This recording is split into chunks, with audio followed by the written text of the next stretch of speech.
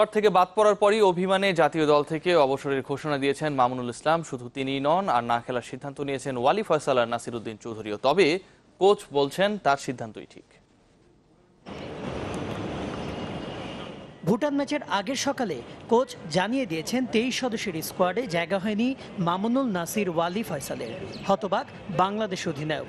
Injury কাটিয়ে fit হয়ে উঠেছিলেন ভুটানের বিপক্ষে ম্যাচকে ঘিরে। তাৎক্ষণিক প্রতিক্রিয়ায় জাতীয় দলকে গুড বাই জানালেন। এই ডিসিশনটা নেওয়াটা খুবই কষ্টকর, বাট এটা আমার পার্সোনাল ডিসিশন। আমি যখন 10 বছর সার্ভিস দিছি, তা আমি চাই না আমার জায়গায় আরেকটা প্লেয়ার ব্লক থাকুক। আমি চাই যে আমি লিগে ভালো পারফর্ম করব, লিগেই খেলবো, আর ন্যাশনাল টিমে ইয়ং জেনারেশন আসুক, এসে সার্ভিস দিয়ে এটাই আমি চাই। মামুনুলের অভিযোগ তাদের বাদ দেওয়ার সঠিক কারণ দেখাননি কোচ, যদিও সংবাদ সম্মেলনে নিজে থেকেই তা তুলে ধরলেন সেন্টফিল্ড। আমরা আক্রমণাত্মক একটা দল করতে চাই, তার প্রয়োজনে এদেরকে বাদ দেয়া।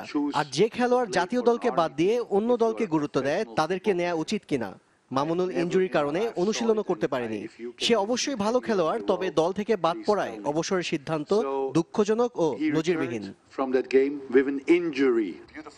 মামুনুলদের এই সিদ্ধান্ত অবাক করেছে ফুটবল কর্তাদেরও, তবে জানালেন দলে অভ্যন্তরীণ কোনো সমস্যা ছিল না। না, কোনো প্রবলেম ছিল না। কোচকে সম্পূর্ণ স্বাধীনতা দেওয়া হয়েছে। কোচ তার ডিসিশন অনুযায়ী টিম সিলেক্ট দিছে। ক্যাম্পে আসছে, সে আলাপ করেনি এখনো। তারপর আমাকে মানে মৌখিকভাবে ইনফর্ম করছে। আমি বলছি ফেডারেশনে আসো, ফেডারেশনে বসে ডিসিশন নেব।